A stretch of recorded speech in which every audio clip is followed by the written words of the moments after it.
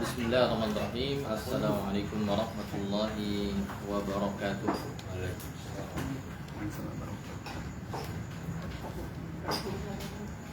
Alhamdulillahi ala ihsanihi wa syukru lahu ala taufiqihi wa amtinanihi wa asyhadu an la ilaha illallah wahdahu la syarika lah ta'ziman li sya'nihi wa asyhadu anna Muhammadan abduhu wa rasuluhu da'i ila ridwani. Allahumma salli wa sallim ala abdika Muhammadin wa ala alihi wa sahbihi wa ikhwani. Allahumma 'allimna ma yanfa'una wanfa'na bima 'allamtana wa zidna ilman ya rabbal alamin. Teman-teman sekalian yang saya hormati, sahabat-sahabat sekalian yang dimuliakan oleh Allah Subhanahu wa taala, kaum muslimin yang berbahagia, alhamdulillah pada kesempatan di malam hari ini kita bisa berjumpa, bisa bertemu di kesempatan kajian Senin malam Selasa, di Senin genap, di Senin kedua dan juga Senin keempat di setiap bulannya, mengaji bersama di kampus jalanan di via streaming siaran langsung via IG, Instagram dan juga Facebook kampus jalanan, yang mana pada kesempatan kali ini kita akan melanjutkan pembacaan kitab ya, Mauqiful Muslimi Minal Fitan. Bagaimana sikap seorang muslim menghadapi fitnah, menghadapi ujian kehidupan. Buah karya dari Syekh Muhammad bin Shalih Al-Utsaimin rahimahullah ta'ala. Dan pada kesempatan kali ini kita tentunya pertama tidak lupa untuk berterima kasih ya, kepada penyelenggara ya, terutama yang berperan dan mempunyai andil besar dalam terselenggaranya acara ini ya, Mas Eko, kemudian juga Mas Gatot dan juga Sohibul Bait pada kesempatan kali ini, dari Mas Wempi dan juga teman-teman sekalian yang berkenan untuk hadir pada kesempatan malam hari ini. Tentunya saya berterima kasih sebanyak-banyaknya. Nabi SAW mengatakan, la yashkurullah man la yashkurun nas. Tidak dikatakan bersyukur kepada Allah orang yang tidak berterima kasih kepada sesama. Maka semoga Allah membalas yang telah diupayakan dan yang telah diberikan oleh teman-teman ini. Semoga Allah membalas dengan ganjaran yang berlimpah dengan hal yang lebih baik. Baik, teman-teman sekalian dimuliakan oleh Allah Subhanahu wa taala, langsung saja di kesempatan yang lalu, di pertemuan terakhir, di antara fitnah seseorang kemarin yang kita bahas adalah al-fitnatu bil i'jab bin nafsi wal i'tidad bir ra'yi, yaitu fitnah ujub ya. Ujub itu adalah az-zahwu atau az-zuhu bin nafs, yaitu merasa berbangga diri dan merasa pendapatnya harus wal i'tidad bir ra'yi, merasa pendapatnya harus terhitung alias harus diakui ya. Yang kemarin Syekh Muhammad bin Shalih Al-Utsaimin menjelaskan fitnah seperti ini terkadang ya muncul di karangan para penuntut ilmu ya, yang merasa dia sudah menuntut ilmu sekian lama, misalnya sudah menguasai beberapa disiplin ilmu, kemudian dia melampaui batas dalam hal itu, merasa kemudian dirinya harus diposisikan sama dengan level ulama misalnya, atau merasa harus pendapatnya juga diperhitungkan sebagaimana pendapat ulama ya. Padahal ya kalau dilihat realitanya dia belum mencapai level itu gitu. Dan yang demikian itu banyak, walaupun terkadang sebagian orang tidak menyampaikannya secara vulgar dengan lisannya, tapi dari lisanul hal, yaitu bahasa tubuhnya dan juga dari sikapnya terkadang menunjukkan ke arah itu. Cuman dia kadang belum berani secara langsung kemudian meremehkan imam-imam besar misalnya, atau ulama-ulama senior baik yang klasik maupun yang kontemporer gitu. Tapi terkadang dia kemudian dengan ringannya lisannya mengatakan menyelisihi secara mudah, padahal bisa jadi ya pendapatnya itu jauh dari ya hasil ijtihad dan juga fatwa dari ulama. Nah, ini kemarin sudah kita bahas ya. Syekh Utsaimin memberikan contoh, ada orang-orang yang dengan mudahnya meremehkan Imam Ahmad bin Hambal, mengatakan Ahmad itu rijal wa nahnu rijal. Ahmad bin Hambal dan ulama yang lain itu orang, kami juga orang gitu. Ya benar, dari sisi fisik manusianya sama-sama orang, tapi dari sisi keilmuan, dari sisi warok, ya, sifat waroknya, dari ketakutannya kepada Allah tentunya berbeda, ya. Tidak, jadi yang diukur bukan sama-sama punya kepala, sama-sama punya tubuh yang sama, tapi tentunya kedalaman ilmu, ya, kewaraan, dan juga ketakutan kepada Allah Subhanahu wa taala, dan juga pengakuan dari ulama yang lain tentu menjadikan apa? Seseorang ketika menyimpulkan satu hukum syar'i, levelnya akan berbeda hasilnya gitu. Nah, itu fitnah orang yang apa? Ujian yang dihadapi oleh manusia berupa apa? Merasa takjub dengan dirinya sendiri, itu dikategorikan oleh Syekh Muhammad bin Shalih Al-Utsaimin sebagai ujian hidup, ya. Ujian hidup, karena kalau dia mulai berbangga diri padahal sejatinya belum kapasitasnya di situ, walaupun misalnya sudah kapasitasnya di situ level ulama, itu pun juga tidak diperkenankan untuk kemudian merasa ujub, ya. Karena dengan ujub itu nanti akan mengantarkan seseorang kepada takabur, ya, sifat sombong. Itu yang tentunya merupakan sesuatu yang berbahaya. Fitnah yang selanjutnya di sini Syekh Utsaimin mengatakan al fitnatu bittaba'ud wat tabaghut, ya. Fitnah yang terjadi, ya, ujian yang terjadi di tengah manusia berupa saling jauh menjauhi, ya, saling jauh menjauhi dan saling bermarah-marahan, yaitu bermusuhan, ya. Antara orang satu dengan orang yang lain saling jaga jarak, kemudian tidak mau lagi menjalin komunikasi, kemudian saling marah, saling benci. Ya, Syekh Utsaimin mengatakan minal fitani ma yahsulu bainal ulama. Jadi terkadang fitnah seperti ini, ya, saling jauh menjauhi dan saling marah-marah, saling benci satu dengan yang lain, ini kadang terjadi juga di tengah para ulama, alim satu dengan alim yang lain. Wa bainad du'at, juga antara para dai satu dengan yang lainnya. Wa bainal ulama'i wal umara, atau terkadang juga terjadi antara para ulama dengan umara, yaitu para pemangku jabatan. Ya, antara ulamanya dengan sultannya, dengan pemimpinnya enggak sinkron gitu. Tidak satu pendapat. Ulamanya bilang ini, ya, pemimpinnya bilang B, yang itu bilang A, ini bilang B. Atau juga terjadi antara para dai, ya, atau terjadi antara ulama itu sendiri, ya. Wa baina syu'ubi wa mulati umuriha, atau terkadang juga terjadi antara rakyat dengan pemimpinnya. Ini fitnah ketika terjadi, ya, enggak connect antara satu dengan yang lain, enggak sinkron, tidak satu kata. Ini ujian. Minat taba'ud wa tabaghut, yaitu saling jauh menjauhi, saling marah memarahi. Wa kaunu kulli wahidin minhum yahfirul akhar. Bahkan terkadang, ya, realitanya di tengah masyarakat karena benci, karena hasad, akhirnya antara satu dengan yang lain ibaratnya saling menggali lubang, ya, saling menggali lubang. Wa yawaddu an yaqa fi hadhil hufrah, dan dia berharap, ya, dia berharap lawannya tadi bisa masuk kecemplung ke lubang yang dia gali. Jebak, saling jebak gitu maksudnya. Jadi saling jebak satu dengan yang lainnya. Jadi ketika orang yang dia benci tercebur dalam kesalahan, maka dia celah habis-habisan, dia jatuhkan martabatnya, dia jatuhkan kehormatannya. Wa hadza bala'un min ashaddi ma yakunu dararan 'alal ummah. Dan ini adalah ujian, termasuk ujian terberat yang menimpa umat. Dan Nabi SAW, ya, dalam hadis riwayat Muslim dari Abu Hurairah sudah memperingatkan, Nabi melarang, ya, beliau mengatakan la tahasadu wa la tanajashu wa la tabaghadu wa la tadabaru, ya. Nabi mengatakan janganlah kalian saling hasad, ya, saling dengki, ya. Hasad itu maknanya adalah seorang itu tidak suka, ya, ketika saudaranya mendapatkan sesuatu yang baik gitu. Kebaikan yang Allah berikan kepada saudara dan kita nggak ridho dengan apa yang dia dapat, itu hasad, ya. Dan nanti levelnya bertingkat-tingkat. Ada yang sekedar cuman nggak suka, tidak ridho ketika teman, saudara, atau ustadz lain, atau alim lain mendapatkan pujian. Atau biasanya kalau di tengah para dai atau di tengah para ulama, biasanya hasadnya itu muncul karena yang fulan itu, ustadz fulan followersnya banyak, kemudian saya sedikit gitu.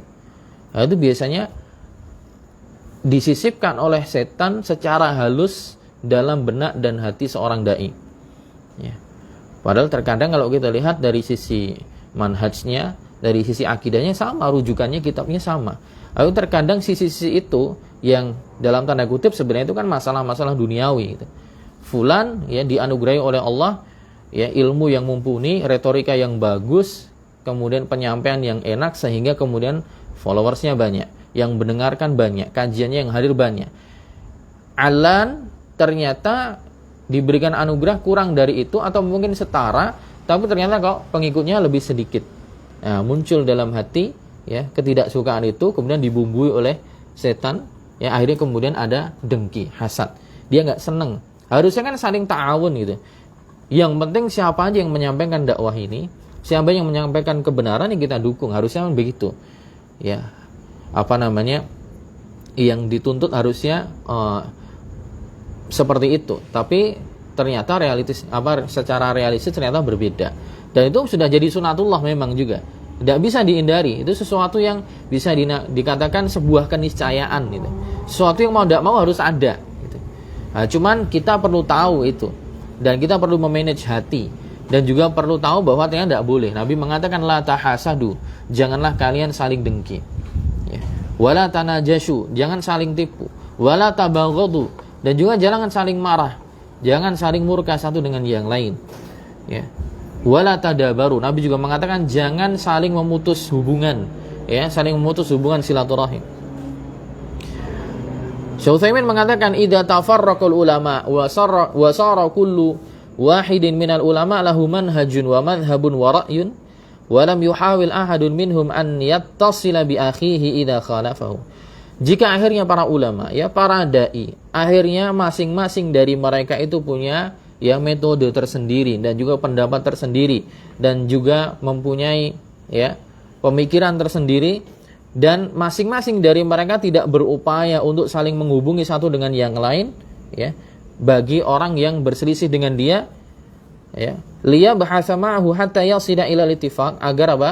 Ada pembahasan ya, agar ada mubahasah bersama, agar ada kesepakatan. Hadza khatarun 'azim. Maka yang demikian itu begitu apa? Bahayanya begitu besar. Poinnya sebenarnya yang dilarang itu bukan berbeda ya. Karena sekali lagi berbeda itu sebuah keniscayaan. Berbeda pendapat itu sesuatu yang harus terjadi gitu. Tidak mungkin tidak terjadi. Bahkan itu pun sudah terjadi di zaman sahabat. Sejak zaman sahabat Nabi masih ada itu, perbedaan itu sudah ada. Ketika Nabi SAW menyuruh para sahabatnya untuk menyerang Bani Quraidah ya, yaitu kabilah Yahudi yang berkhianat ya, mengkhianati piagam Madinah. Karena mengkhianati piagam Madinah, bahkan ingin mencelakakan Nabi dan kaum muslimin di Madinah, Nabi akhirnya mengutus para sahabatnya untuk ke Bani Quraidah, menyerang mereka, memberikan hukuman. Dan Nabi mengatakan, la yusalliyanna ahadun minkum illa fi Bani Quraidah. La yusalliyanna ahadun minkumul asra illa fi Bani Quraidah. Janganlah salah seorang di antara kalian melakukan sholat asar kecuali sudah sampai di Bani Quraidah. Ternyata sekelompok sahabat itu berangkat ya, di tengah jalan ternyata belum sampai Bani Quraidah sudah mau habis waktu asar. Akhirnya ketika sudah mulai mau habis waktu asar, maka apa? Sahabat berbeda pendapat. Ada yang memegang letterlek nasnya Nabi SAW, pernyataan Nabi bahwa tidak boleh ya, bahwa tidak boleh apa? Untuk sholat asar kecuali sudah sampai Bani Quraidah. Ada yang kemudian mengambil kesimpulan bahwa maksudnya Nabi itu adalah kita disuruh cepat-cepat sampai ke Bani Quraidah agar kita bisa sholat asar di sana. Tapi karena ini kita berangkatnya ya agak terlambat sehingga ini waktu asar sudah mau habis. Dan waktu asar batasannya adalah sampai matahari tenggelam. Kalau matahari tenggelam berarti sudah masuk sholat maghrib. Maka akhirnya terpecah menjadi dua pendapat. Sebagian sahabat akhirnya sholat sebelum sampai Bani Quraidah sholat asar. Yang lainnya berpegang dengan letterlek nasnya dari Nabi, yaitu mereka sholat asar ketika di Bani Quraidah walaupun waktu sholat asar sudah habis. Jadi khilaf masalah pendapat seperti itu. Akhirnya masalah ini kemudian disampaikan kepada Nabi ketika mereka sudah selesai misi. Dan Nabi SAW tidak menyalahkan dua-duanya. Ini maksudnya ketika pendapat itu ya masih mu'tabar, yaitu masih ada sudut dan sisi pendalilan yang dibenarkan menurut tinjauan syariat, tidak ada masalah gitu. Jadi yang dimasalahkan bukan nggak boleh khilaf gitu. Tapi yang dipermasalahkan ketika khilaf bagaimana bersikapnya gitu. Itu aja sebenarnya. Nah, cuman kadang orang karena kurang dewasa memahami khilaf, disulah kemudian antara satu dengan yang lain kemudian menyerang, ya entah secara verbal, ya, secara langsung atau tidak langsung. Inilah yang kemudian kata Syekh Utsaimin menjadi apa? Salah satu sebab fitnah antara dai satu bermasalah dengan dai yang lain, ulama satu bermasalah dengan ulama yang lain.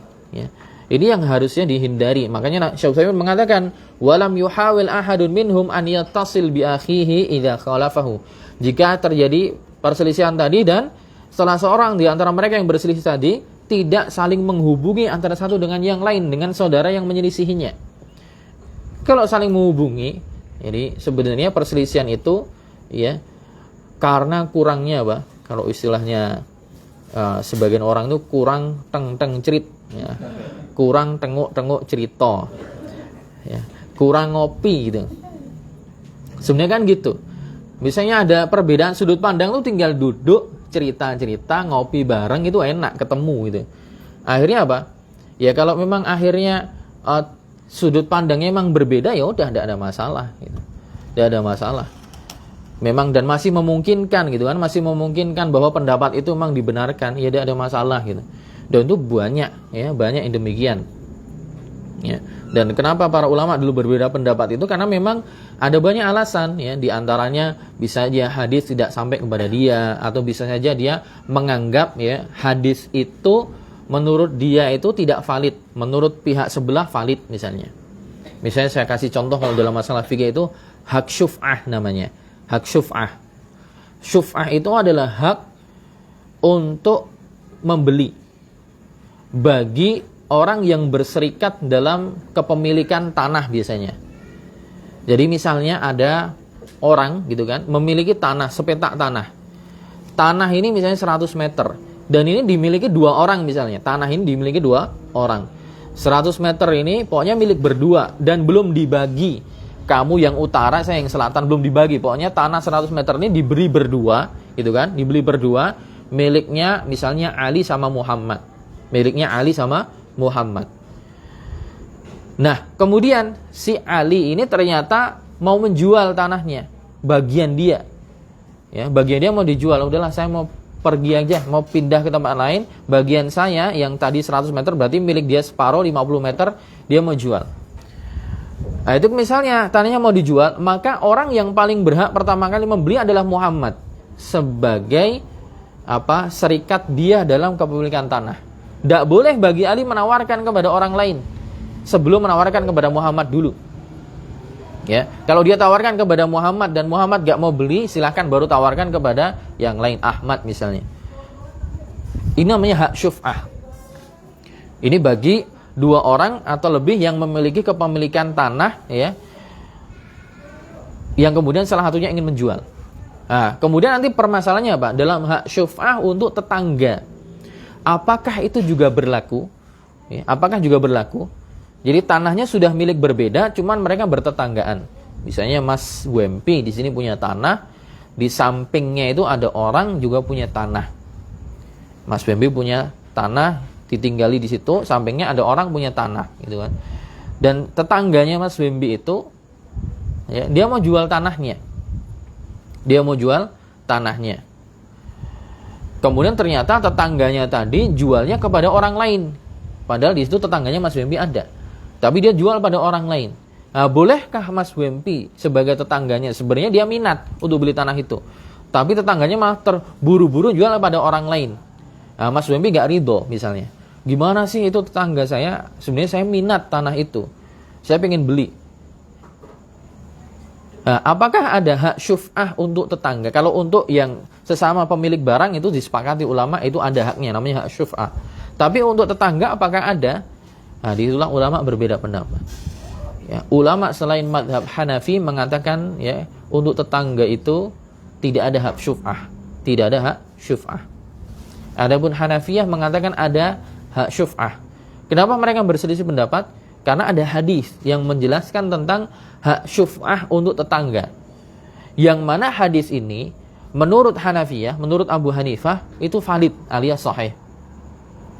Tapi menurut penilaian ulama yang lain, Syafi'i, Ahmad, ya, Malik, itu mengatakan hadis yang dhaif sehingga tidak bisa jadi sandaran hukum. Nah, jadi mereka apa? Di sini berselisih dari menghukumi kevalidan hadis ini apakah sahih atau tidak, sehingga karena menghukumi hadisnya sahih atau tidaknya mereka khilaf, maka kesimpulan hukum yang ditarik juga akhirnya khilaf. Dan itu sesuatu yang apa? Ditolerir gitu. Ya. Atau juga masalah yang lain gitu, masalah yang lain Ali bin Abi Thalib, ya, Ali bin Abi Thalib dahulu itu pendapatnya keliru ketika menyimpulkan masa iddah bagi perempuan yang hamil dan ditinggal wafat suaminya. Nah, perempuan yang hamil ditinggal wafat suaminya, masa iddahnya itu berapa lama? Masa iddah, masa menunggu, yaitu masa menunggu ketika dia tinggal wafat suaminya dalam kondisi hamil sampai dia kemudian si perempuan ini boleh nikah lagi kapan? Dengan orang lain.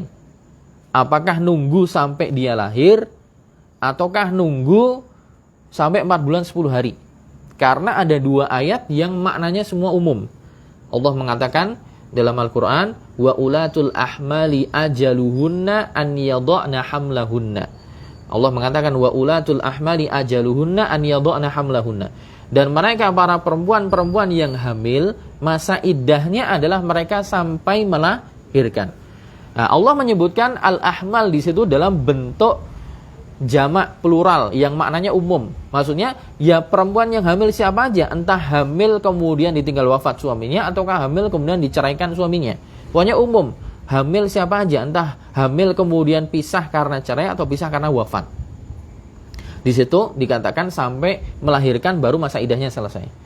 Tapi ada ayat yang lain yang maknanya umum juga. Allah mengatakan tentang orang yang ditinggal wafat suaminya. Walladzina yutawaffawna minkum wa yadharuna azwajan yatarabbasna bi anfusihinna arba'ata ashhurin wa asyara. Allah mengatakan dan orang-orang ya yang diwafatkan, ya, kalian yang wafat para suami dan kalian meninggalkan para istri, maka masa iddah mereka adalah 4 bulan 10 hari. Nah, di sini juga ayat ini umum dari sisi yang ditinggalkan oleh suami, istri-istri siapa aja. Allah mengatakan pokoknya orang meninggalkan istri, dan Allah tidak menjelaskan secara detail istrinya itu apa. Apakah istrinya dalam kondisi hamil ataukah tidak hamil. Pokoknya masa iddahnya 4 bulan 10 hari.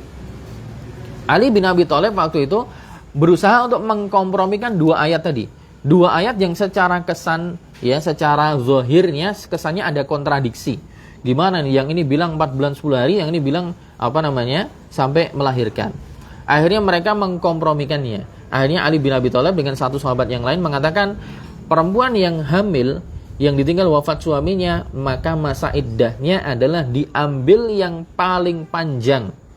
Diambil dari yang paling panjang dari 2 kondisi iddah tadi. Maksudnya gimana? Maksudnya gini. Kalau perempuan yang hamil ini, ya, ketika suaminya wafat, itu dia hamilnya baru di bulan pertama, maka masa iddahnya adalah sampai melahirkan. Ya kan? Kalau hamil di bulan pertama kan berarti sampai lahir dia kemungkinan masih 8 bulan. Tentunya 8 bulan dengan 4 bulan 10 hari kan panjang 8 bulan. Sebaliknya, jika ada perempuan yang hamil, gitu kan, perempuan yang hamil ditinggal wafat suaminya, tapi perempuan ini hamilnya sudah bulan ke-7, berarti kan tinggal 2 bulan. Maka tentunya ini lebih pendek daripada 4 bulan 10 hari. Maka yang diambil adalah yang paling panjang, yaitu 4 bulan 10 hari. Nah, dulu Ali bin Abi Thalib beristihad seperti itu. Dan ternyata istihadnya keliru. Ya, kenapa? Tidak sampainya hadis kepada beliau. Ada hadis sahabiah namanya Subai'ah. Ada hadis namanya Subai'ah al-Aslamiyah. Ada sahabiah namanya Subai'ah al-Aslamiyah. Nah, Subai'ah ini seorang sahabiah yang waktu itu hamil tua. Hamil tua, kemudian suaminya wafat. Ya. Setelah suaminya wafat, beberapa hari setelahnya langsung melahirkan, masa iddah. langsung melahirkan. Jadi cuma berapa hari. Akhirnya apa? Akhirnya kemudian dia tanya kepada Rasulullah SAW karena sudah ada laki-laki yang minat untuk meminang dia. Rasulullah, apakah saya boleh nikah? Gitu. Tapi ini barusan saya melahirkan. Gitu. Jadi cuma berapa hari. Dan Nabi SAW mengizinkan dia untuk nikah. Nah, hadis ini berarti mempertegas, berarti apa? Statusnya kalau perempuan itu hamil, ditinggal wafat suaminya, maka apa? Masa idahnya sampai melahirkan. Karena ada kasus realnya gitu, sampai melahirkan. Nah, ini dulu di kalangan sahabat ada khilaf, perbedaan pendapat gitu. Nah, perbedaannya karena sebab tidak sampainya dalil, dan itu toleransi. Intinya teman-teman sekalian, fitnah yang terjadi ini, kata Syekh Utsaimin, adalah diantaranya apa? Perbedaan pendapat para ulama atau para dai yang mereka akhirnya saling hasad satu dengan yang lainnya, saling marah satu dengan yang lainnya. Ini tidak diperkenankan alias tidak layak ya. Jadi yang jadi masalah itu bukan nggak boleh khilaf ya. Khilaf boleh selagi khilafnya muktabar, boleh, silahkan masing-masing berpegang dengan argumentasi pribadi masing-masing dipegang. Tapi yang dilarang itu adalah ketika khilaf kemudian mereka menyikapi khilaf itu kemudian berlebihan. Ya seperti banyak hal yang terjadi ya. Maksudnya termasuk yang lama-lama masalah boleh mendirikan sekolah dengan yayasan atau tidak. Ada yang sampai sekarang kekeh pokoknya sekolah itu nggak usah pakai yayasan, nggak boleh pakai sekolah itu nggak usah formal, maksudnya nggak usah pakai ijazah ya. Atau juga masalah dakwah dengan televisi dengan rekaman video boleh atau enggak, atau masalah fikih ya, kemarin pilihan presiden boleh nyoblos atau enggak, itu kan fikih sebenarnya, murni fikih ya. Adapun keyakinan kita semua ya bahwa demokrasi adalah cara yang keliru gitu, bukan cara untuk mencari kemuliaan. Itu semua sepakat gitu. Cuman masalah boleh nyoblosnya atau enggak itu murni fikih gitu. Tapi terkadang ada yang menariknya sampai sekarang itu diruntut masalahnya kemana-mana. Itu yang jadi masalah. Sekali lagi ya itu sebenarnya kurang apa? Karena kurang duduk-duduk bersama, kurang ngopi bareng. Dan di era modern ini perselisihan antar dai, perselisihan antar ulama seperti itu sudah ya direspon oleh banyak ulama besar juga ya, direspon oleh banyak ulama besar agar mereka tuh akur, agar mereka tuh rukun gitu. Maksudnya selagi khilafnya itu masalah ijtihadiyah, maka ya silahkan saling legowo gitu. Di antaranya yang pernah menulis adalah Syekh Abdul Muhsin ya, Al-Badr ya, bapaknya Syekh Abdul Razak. Bapaknya Syekh Abdul Razak bin Abdul Muhsin Al-Abbad Al-Badr ya, Syekh Abdul Muhsin, beliau pernah menulis ya buku namanya Rifqon Ahlus Sunnah bi Ahli Sunnah, berlemah lembutlah antara Ahlus Sunnah dengan Ahlus Sunnah. Bahkan setelah itu masih ada percekcokan lagi, beliau nulis lagi yang kedua, Marrotan Ukhra Rifqon Ahlus Sunnah bi Ahli Sunnah. Ada bukunya, tidak terlalu tebalnya, beliau tulis seperti itu. Menyikapi apa? Ya menyikapi perbedaan yang sebenarnya bukan perbedaan yang signifikan, bukan yang prinsipil di antara para dai dan para ulama ya yang berpegang dengan manhaj salaf. Cuman masalah-masalah yang sebenarnya bukan masalah yang besar tapi kemudian dibesar-besarkan, yang kalau kita lihat sebenarnya apa? Lebih ke masalah duniawi ya, lebih ke masalah duniawi. Kenapa ya tadi? Kalah followers ya, kalah followers, juga kalah peminat, juga pondok yang dia pimpin ternyata perkembangannya apa?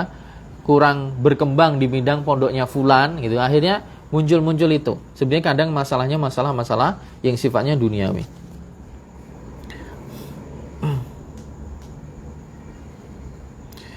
Fadu'atu yu'athiruna ta'siran mubashiran ala man yakununa haulahum. Jadi para dai ketika mereka berselisih, dan dai itu kan bisa mempengaruhi ya dengan pengaruh secara langsung kepada orang-orang yang ada sekitar mereka. Wa alaman yuhadiruna indahum, dan orang-orang yang hadir kepada mereka, di tengah mereka. Li'anna Allah Ta'ala a'tahum minal bayani wal fasahati wa tatabu'il uslub wa husnil ikhtiyar ma yakunu lahu athar. Kenapa? Karena para dai itu biasanya adalah orang-orang yang memang Allah berikan anugerah ya, bisa menjelaskan dengan baik, punya kefasihan dalam ya tutur katanya, dan juga bisa menggunakan metode dan juga bahasa yang retorikanya bagus gitu kan, dan bisa memilih kosakata dan juga kalimat yang cocok yang dengan ini akan bisa memberikan pengaruh kepada para pengikutnya, ya, para murid-muridnya. Wa ahlul ilmi wal fiqhi wan nadhar lahum sya'nuhum fi ma'rifatil ahkam syar'iyyah. Selain dia punya retorika yang baik, punya bahasa yang bagus, ahlul ilmi, para dai ini juga Allah berikan ilmu dan juga pemahaman, ya, bisa meneliti bagaimana mengenal hukum-hukum syar'i dari dalil-dalilnya minal kitab wa sunnati wal ijma', dari Al-Qur'an, sunnah dan ijma' dan qiyas. Fa idza duriba haula bihaula tafakkakatil ummah. Kalau sampai akhirnya mereka saling gesek satu dengan yang lain, gesekan-gesekan ini tidak tidak ada ujungnya, maka ya umat akan ikut terpecah. Fa idzan fasamatil 'ura baina haula wa haula tafakkakatil ummah. Ya, kalau tali yang mengikat mereka untuk jadi satu, ya, berpegang teguh kokoh itu kemudian terlepas, simbol-simbolnya terbuka, ya akhirnya umat akan semakin terpecah. Wal wajibu 'ala tarafaini jami'an an yakunu yadan wahidah. Jadi wajibnya adalah mereka ini harusnya satu tangan, satu kata gitu. Maksudnya ya duduk bareng, banyak ngobrol gitu. Kenapa? Karena seringnya itu gitu, ya. Orang-orang yang berselisih itu biasanya memang karena didasari sudah ada su'ul qasdi, ya, su'udzon dan su'ul qasd, prasangka yang buruk dan maksud yang buruk terlebih dahulu, dan itu dibumbui oleh setan. Itu yang sering, ya, kita dapati, ya, dari zaman dulu, zaman awal-awal ngaji tahun 2000-an, ya, kemudian sampai akhirnya sebagian masih ada seperti itu, kan karena memang sudah ada niat yang buruk, dan ada biasanya ada tajassus, ya, yaitu menyebar mata-mata.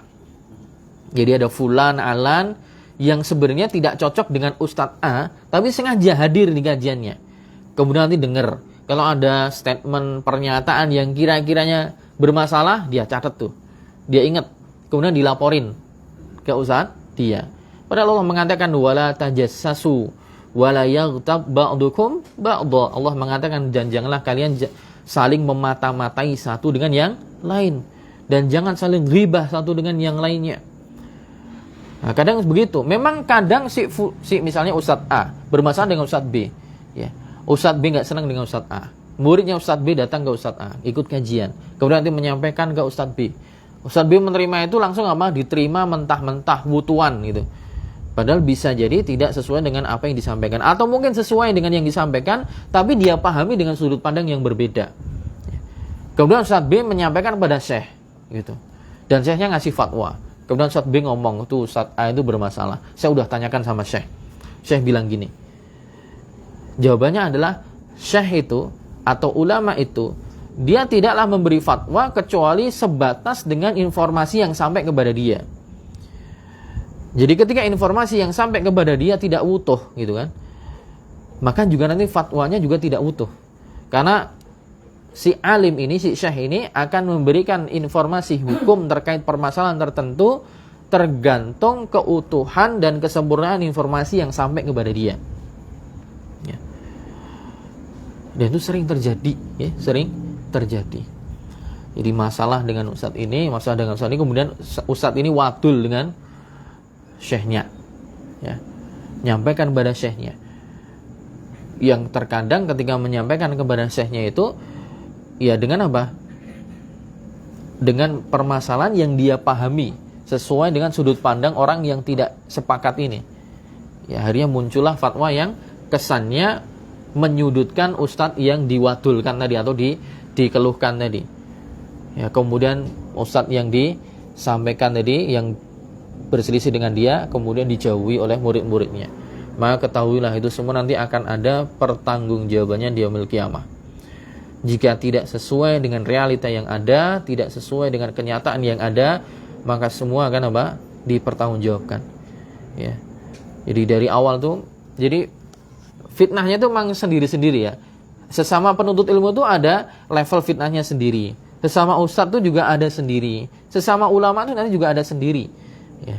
Ibaratnya setannya itu levelnya juga masing-masing gitu. Bisa jadi kalau levelnya penuntut ilmu ya setannya yang saling beri was-was tuh levelnya SD gitu. Tapi kalau sesama nanti penuntut ilmu yang sudah agak senior, setan yang memberikan was tuh SMP. Sesama ustadz mungkin levelnya udah SMA. Nah, kemudian kalau sama ulama levelnya setannya ada level anak kuliahan. Jadi semakin membumbui dan semakin halus dan sabar mereka. Dan lagi-lagi, terus bagaimana kita menyikapi itu? Ya udah, kalau memang itu bukan urusan kita, ya, maka kita sibukkan dengan sesuatu yang jelas manfaatnya untuk kita, gitu loh. Tidak usah ikut campur berlebihan.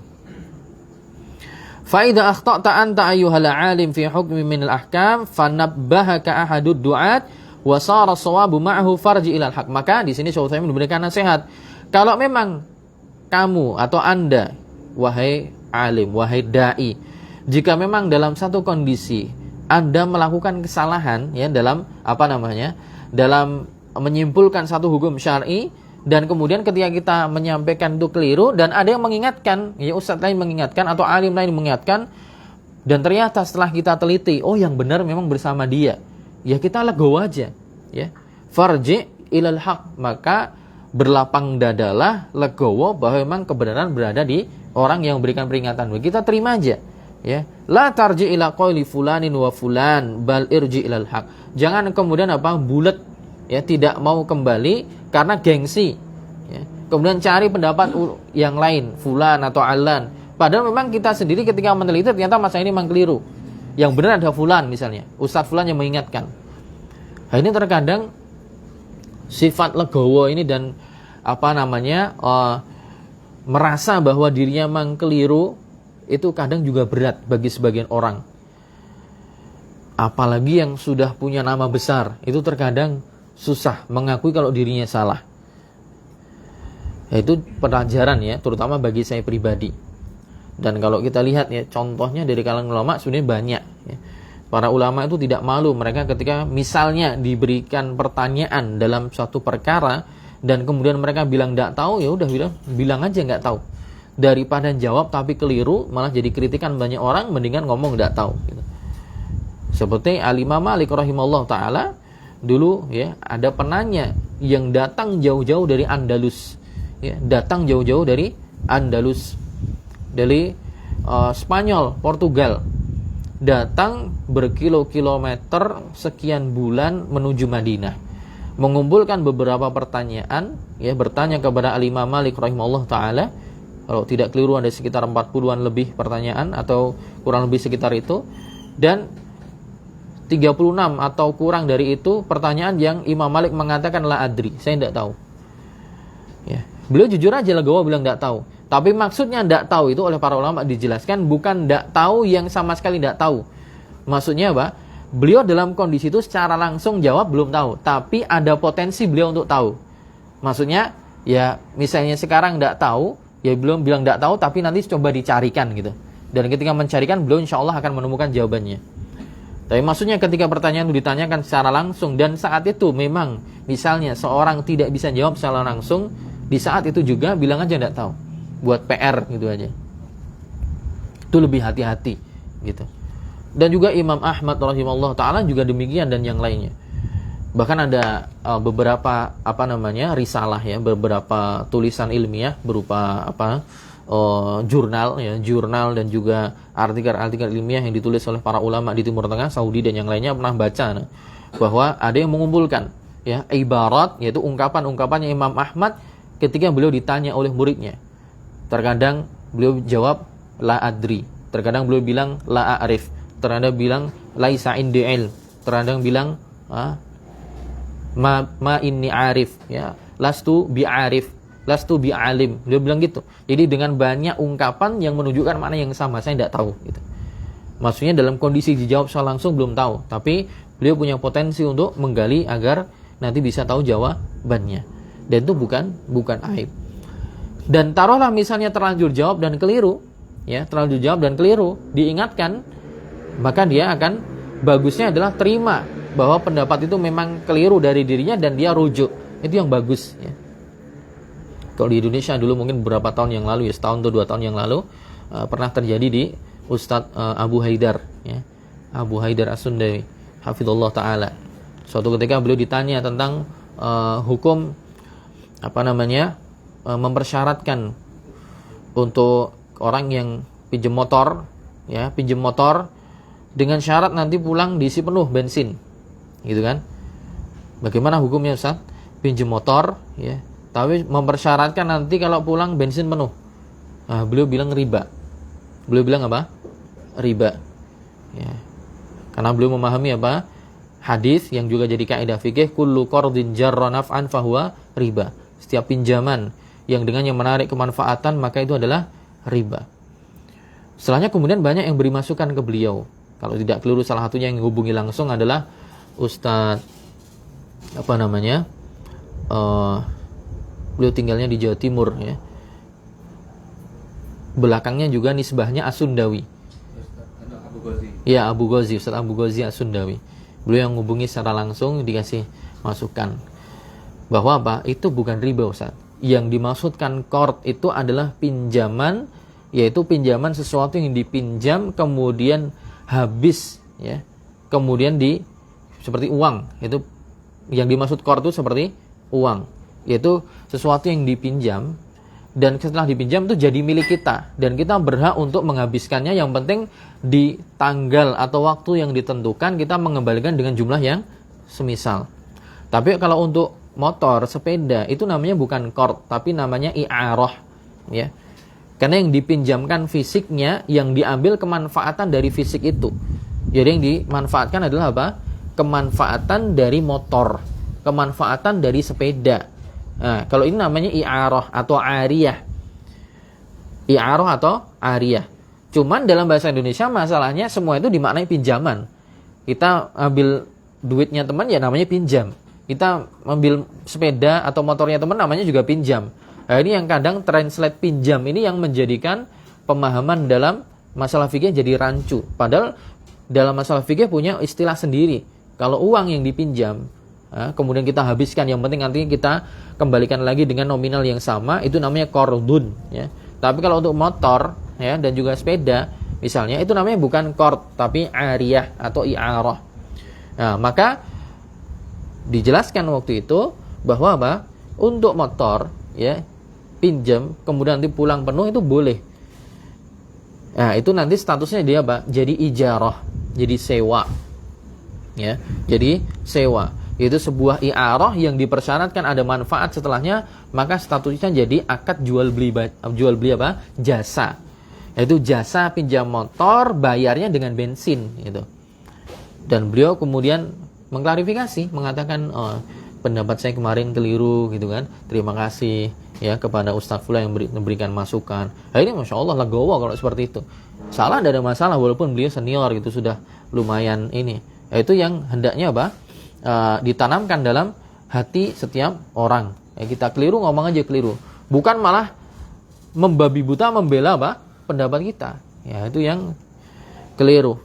Wa kadzalika aidan ad-du'at idza akhta'a fi manhajin minal manahij wa syaru 'alaihi wa ra'au fihi islahan wa qad yakunu al-islah fihi fil waqtil hadir malmusan lakin lahu 'awaqib wa khaymah akthar bi katsir min darariha mimma hassana min al-islah fa 'ala ad-du'ati idza wujjihu at-tawjih as-salim alladhi takunu al-'aqiba fihi hamidah wa in kanat al-maslahah laysat sari'ah ajilah an ya'khudhu bi hadha at-tawjih wa an yastafidu min khibratil ulama dzawil fiqhi wan nadhar. Sama juga ya tadi antara para ulama juga antara para dai, kalau memang ada pengarahan ya, ada masukan gitu kan yang sama-sama mengajak kepada kebenaran gitu kan, maka hendaknya dia dengan lapang dada menerima, ini dengan mengambil faedah dan juga mengambil arahan dan khibrah ya, pengalaman dari para ulama yang memang mereka punya pandangan fikih yang luas dan juga ketelitian yang lebih dalam.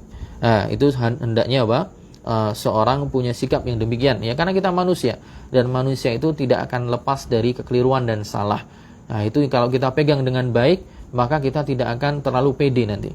Ya, bahwa pendapat kita pasti benar semua, tidak mungkin ya. Pasti ada terkadang terpeleset keliru, yaitu butuh peran dari orang lain untuk meluruskan, untuk memberikan masukan dan juga untuk memberikan nasihat. Dan tidak ada masalah ya ketika kita keliru dan mengakui itu bukan aib dan bukan sesuatu yang mengurangi kualitas dan juga nilai kita. Justru malah orang akan berikan apresiasi ketika ya kita keliru diluruskan tapi kita legowo dan menerima arahan dan masukan dari orang lain. Oke, mungkin begitu karena sudah jam 9 ya. Sampai poin ini dulu, insyaallah kita lanjutkan di pertemuan yang akan datang insyaallah. Subhanakallahumma bihamdika asyhadu an la ilaha illa anta astaghfiruka wa atubu ilaik. Assalamualaikum warahmatullahi wabarakatuh.